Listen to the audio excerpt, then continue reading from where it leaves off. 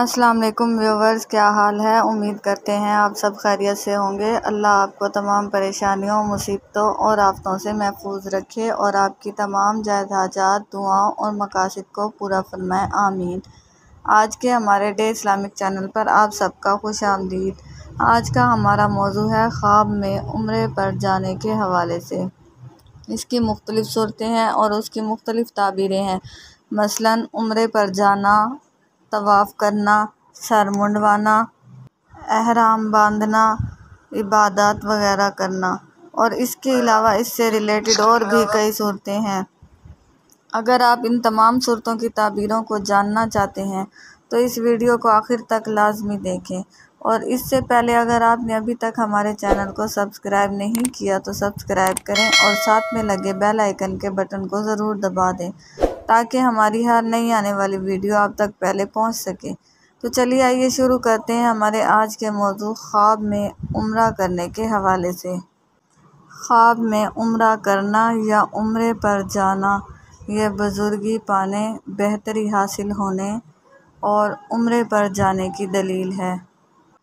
और अगर किसी मर्ज़ में मुब्तला है तो उस मर्ज़ से शफा पाने की दलील है।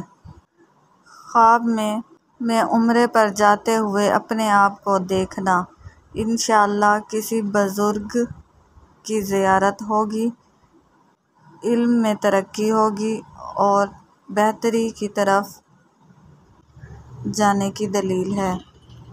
ख्वाब में उम्रा के वक्त सर को मुंडाना या फिर अगर औरत है तो अपने बाल कटवाना तो इंशाअल्लाह अज़ीज़ नेकी पाने और गुनाहों से कफ़ारे की दलील है।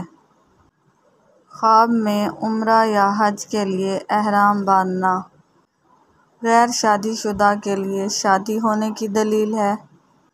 और अगर शादीशुदा या फिर मरीज़ शख्स अपने आप को उम्रे का एहराम बांधते हुए देखे तो उसके लिए ये ख्वाब अच्छा नहीं है।